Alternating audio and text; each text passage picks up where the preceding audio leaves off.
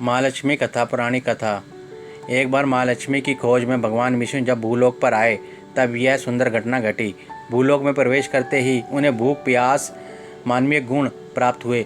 भगवान श्रीनिवास श्री अगस्त के आश्रम में गए और बोले, मुनिवर, मैं एक विशिष्ट मुहिम से भूलोक पर आया हूँ और कलयुग के अंत तक यहीं रहूँगा।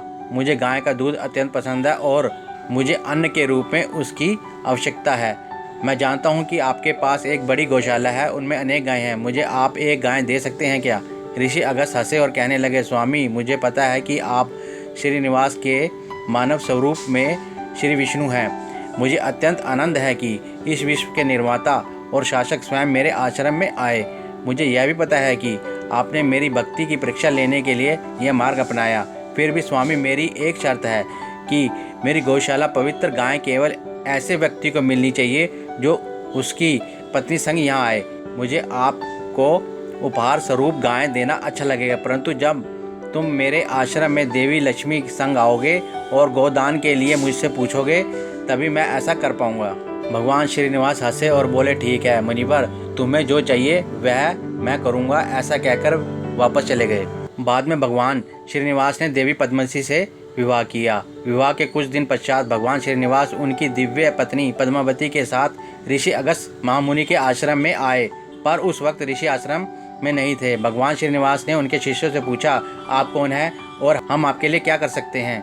प्रभु ने उत्तर दिया, मेरा नाम श्रीनिवासन है और यह मेरी पत्नी पद्मावती है। आपके आचार्य को मेरी रोज की आवश्यकता के लिए एक गाय दान देने के लिए कहा था, परंतु उन्होंने कहा था कि पत्नी के साथ आकर दान मांगोगे तभी मैं गाय दान दूंगा। यह तुम्हारे आचार्य की शर्त थी, इसलिए मैं अब पत्नी के संग आया हूँ। शिष्यों ने विनम्रता से कहा, हमारे आचार्य आश्रम में नहीं है, इसलिए कृपया आप गाय लेने के लिए बाद में आइए। श्रीनिवासन हंसे और कहने लगे, मैं आपकी बात से सहमत हूँ, परंतु मैं संपूर्ण जगत का सर्वोच्च शासक हूँ, इसलिए तुम सभी शिष्यगण मुझ पर विश्वास रख सकते हैं और मुझे एक गाय दे सकते हैं। मैं फिर से नहीं आ सकता। शिष्यों ने कहा, निश्चित रूप से आप धरती के शासक हैं, बल्कि यह संपूर्ण विश्व भी आपका ही है, परंतु हमारे दिव्य आचार्य हमारे लिए सर्वोच्च हैं और उनकी आज्ञा के बिना हम कोई भी काम नहीं कर सकते। धीरे धीरे हंसते हुए भगवान कहने लगे, आपके आचार्य का आदर करता हूँ, कृपया वापस आने पर आचार्य को बताइए कि मैं सपत्नी आया था। ऐसा कहकर भगवान श्रीनिवासन तिरुमला की दिशा में जाने लगे। कुछ मिनटों में ऋषि अगस्त आश्रम में वापस आए और जब उन्हें इस बात का पता लगा तो वे अत्यंत निराश हुए। श्रीमन नारायण स्वयं महालक्ष्मी के संग मेरे आश्रम में आए थे। दुर्भाग्यवश मैं आश्रम में नहीं था, यह बड़ा अनर्थ हुआ। फिर भी कोई बात नहीं, प्रभु को जो गाय चाहिए थी वह तो देना ही चाहिए। ऋषि तुरंत गौशाला में दाखिल हुए और एक पवित्र गाय लेकर भगवान श्रीनिवास और देवी पद्मावती की दिशा में भागते हुए निकले। थोड़ी दूरी पर श्रीनिवास एवं पत्नी पद्मावती उन्हें दिखाई पड़े। उनके पीछे भागते हुए श्री तेलुगु भाषा में पुकारने लगे, स्वामी देवा, गौ गाय इंदा ले जाओ। तेलुगु में गौ का अर्थ गाय और इंदा का अर्थ ले जाओ। स्वामी गौ इंदा, स्वामी गौ इंदा, स्वामी गौ इंदा, स्वामी गौ इंदा, स्वामी गाय ले जाइए। कई बार पुकारने के पश्चात भी भगवान ने नहीं देखा। इधर मुनि ने अपनी गति बढ़ाई और स्वामी ने पुकारते हुए शब्दों को सुनना शुरू किया।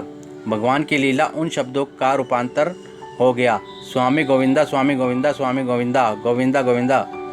ऋषि के बार बार पुकारने के पश्चात भगवान श्रीनिवास, वेंकटेश्वर एवं देवी पद्मावती वापस मुड़े और ऋषि से पवित्र गाय स्वीकार की। मुनिवर, तुम्हें ज्ञात है अथवा अज्ञात अवस्था में मेरे सबसे प्रिय नाम गोविंदा को 108 बार बोल दिया। कलयुग के अंत तक पवित्र सप्त पहाड़ियों पर मूर्ति के रूप में भूलोक पर रहूंगा।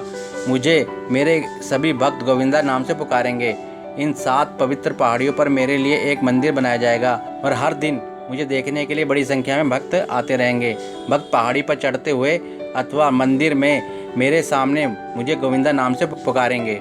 मुनिराज, कृपया ध्यान दीजिए, हर समय मुझे इस नाम से पुकारे जाते समय तुम्हें भी स्मरण किया जाएगा, क्योंकि इस प्रेम भरे नाम का कारण तुम हो।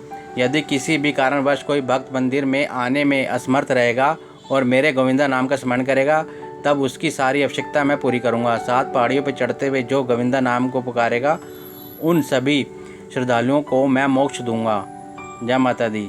कलयुग के सब पाप माँ करो धरा से दूर, जगदम्बे माँ कीजिए दुष्टों को मजबूर। जय माता दी। दोस्तों वीडियो अच्छी लगी हो तो लाइक कमेंट जरूर करें और अगर नए हैं इस चैनल पर तो सब्सक्राइब करना ना भूलें।